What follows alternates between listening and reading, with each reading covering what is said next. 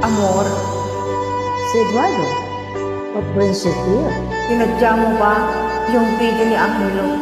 Yung pagpapautang mo sa Buena Court? Lahat ng kinababagsak ng pamilya ko, sinadya mo ba? Oo. Kaya pananadya na ginawa mo sa akin.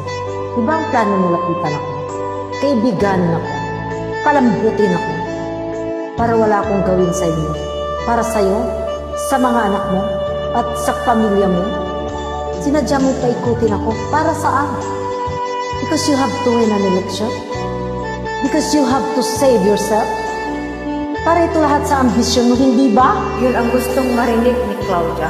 Hindi mo ba narinig ang kasunod na ginawa ko ang lahat na yun dahil mahal kita at pinagsisisihan ko that I choose her over you? Oo, sinadya kong mapalapit sa'yo kasi gusto kong mawala yung katigasan ng loob mo. Ginawa ko yan para hindi lamangan ka o paikutin ka. Ginawa ko yun dahil gusto kong makita yung dating amor na minahal ko.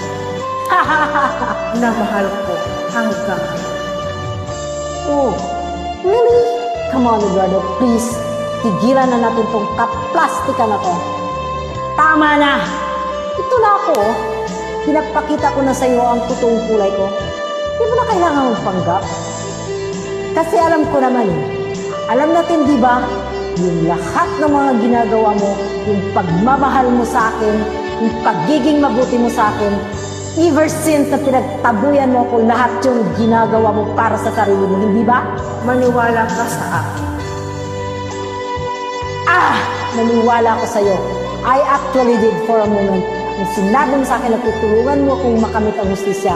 Nung sinabi mo sa akin na hindi makakawala si Diego sa ginawa niya sa akin. Nabuti ang mga mata ko. And what do I find out? Nasa puder ninyo si Diego. Pinoprotektahan niyo ni Angelo. Wala kang ibang pwedeng sabihin o gawin para hindi ko ituloy ang lahat ng ito. Dahil kulang pa itong kabayaran sa lahat ng sakit na dinulot mo sa akin. Tama na.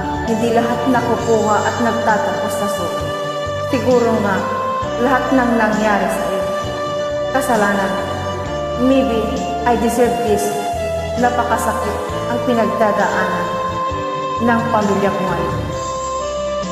Pero kung bubuksan mo ang puso mo, makikita mong mahal pa rin kita. Pero kung yan ang magbibigay ng kapayapaan sa iyo, tatanggapin ko. But please, amor, huwag na huwag mo idadamay ang mga anak mo.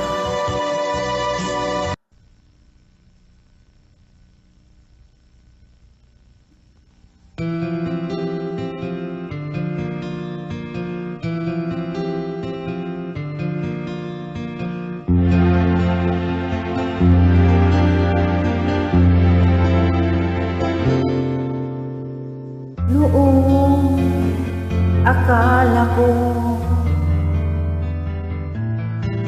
ang wagas na pag-ibig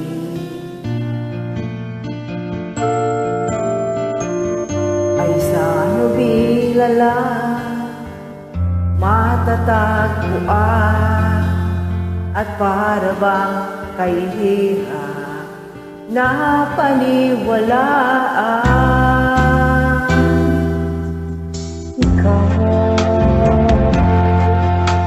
Ikaw pala, hinihintay ko, pangarap. Kapiling ka, at tayo'y isa, hindi ko hahayaan na sa atin ay may hahadlang. Ako sa'yo, ipaglalaban ko sa hirap at ginhawa ang ating pag-ibig upang di magkalayo kailanman.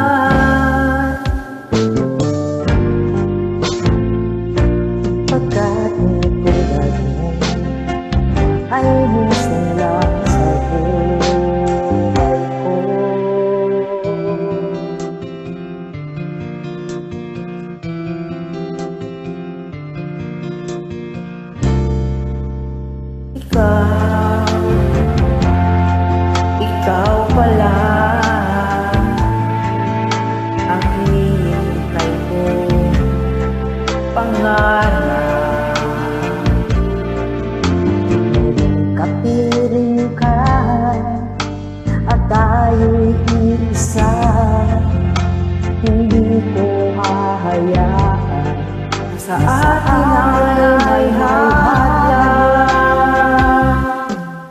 Pangako sa'yo, ipaglalaban ko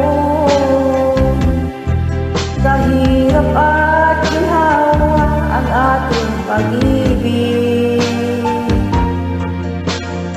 Upang di magkalayo kailanman, pagkat ang tulad mo ay minsan lang sa buhay ko.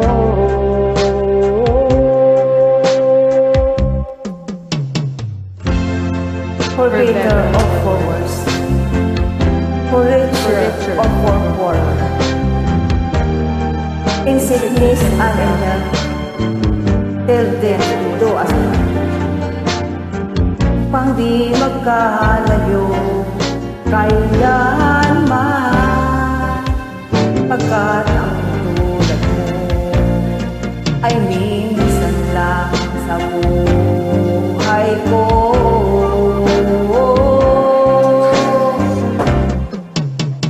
Pagkako sa'yo, ipaglalaban ko sa hirap at ginhawa ang ating pag-ibig. Upang di magkalayo kailanman, pagkat ang tulad mo minsan lang sa buhay ko.